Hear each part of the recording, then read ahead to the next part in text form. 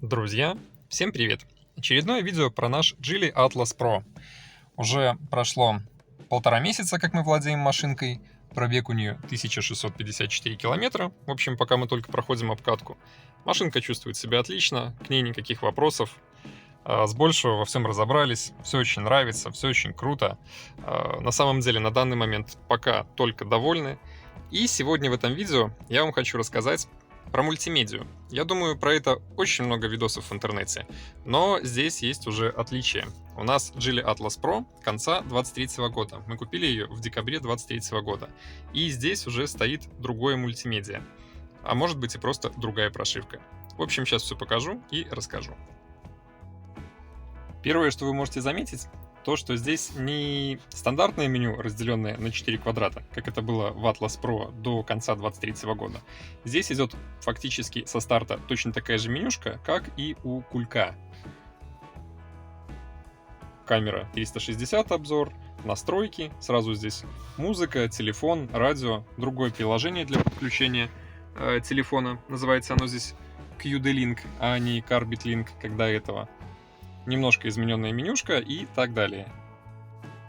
Снизу мы имеем настройки климат-контроля, кнопочку подогрева сидений, музыку, радио, выход в основное меню, именно на рабочий стол, телефон и опять же вход в настройки, также время и так далее. Переместившись в левое меню, мы здесь можем видеть такие настройки, как интеллектуальный пилот, удержание в полосе, активация функций старт-стоп, звука при касании, ограничивать видео при езде, чтобы никто не смотрел здесь видео, оно воспроизводит видео, конечно же. Оповещение о превышении скорости, складывание зеркал, обогрев руля, форсунок, движение по инерции и автоматическую блокировку дверей при удалении. Также здесь мы можем настраивать яркость, включать-выключать Bluetooth, подключать, допустим, свой телефон и настраивать громкость. Громкость, так же как и в предыдущей менюшке, можно еще настраивать непосредственно здесь сбоку. В правом меню у нас ничего, то есть это продолжение основного рабочего стола. Немного изменилось приложение «Музыка». Если мы сюда заходим, мы здесь видим наше воспроизведение нашей музыки, либо с Bluetooth, либо с флешки. Флешка втыкается снизу в левый USB-порт.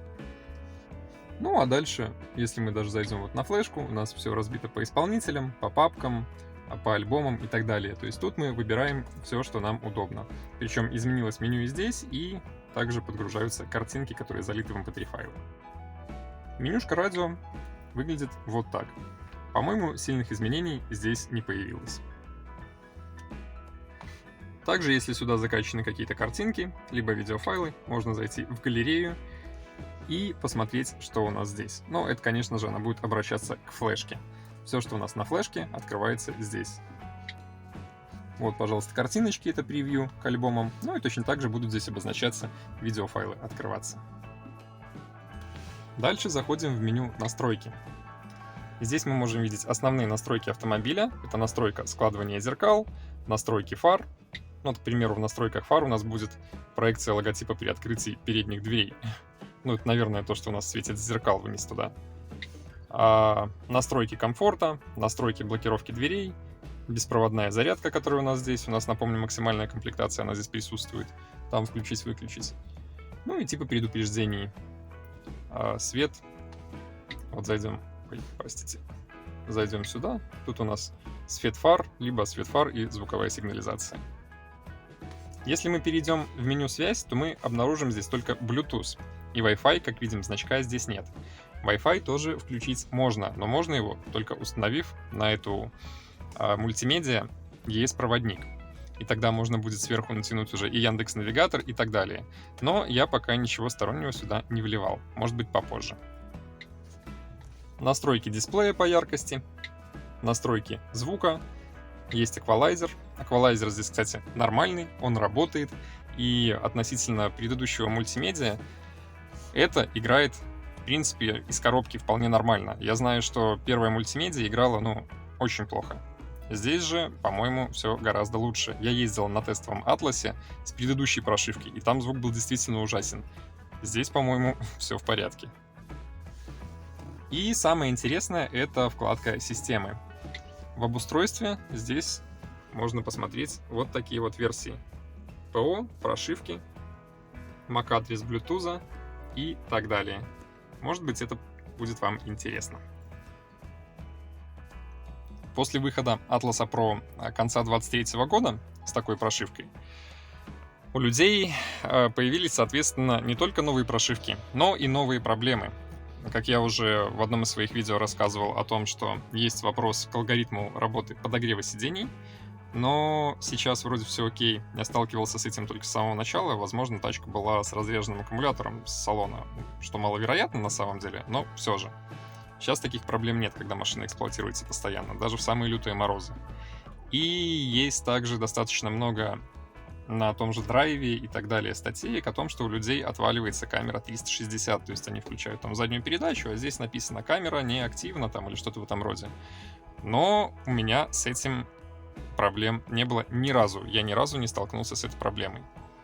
Поэтому насколько это баг прошивки, еще вопрос. Возможно, это проблема конкретных экземпляров автомобилей.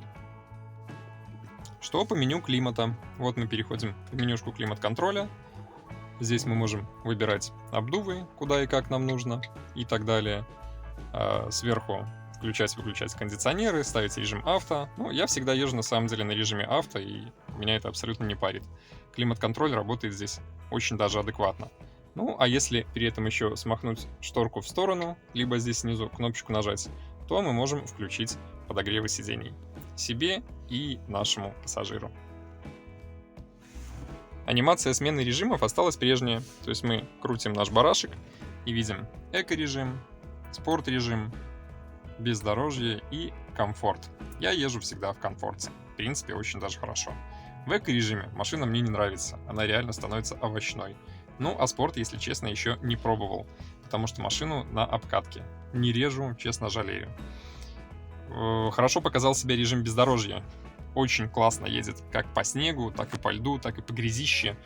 Конечно, в какие-то дикие диагоналки я не заезжал, там и в грязь по лобовые стекла.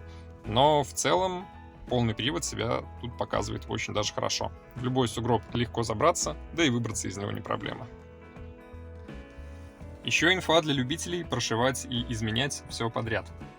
В этой вот прошивочке, которая идет с декабря 2023 года, не ставится прошивка от GM Customs, то есть сюда вы ее не засунете. Зато вроде как ставится Navi Pilot и так далее.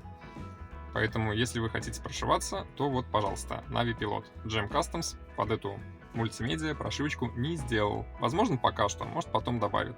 Но я ничего не прошивал. Честно, мне это не нужно.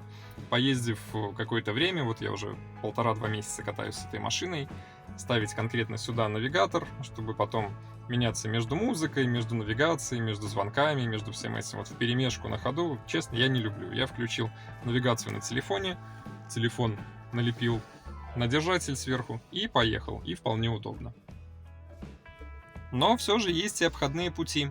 Уже на том же сайте ForPDA есть инструкция, как на эту магнитолу, без разборки передней панели, без потери вроде как даже гарантии, но это не точно, и всего подряд, поставить сюда ES-проводник, то есть он скачивается на флешку, там ставится какой-то скрипт, флешка просто втыкается в USB-порт, и он сам сюда устанавливается.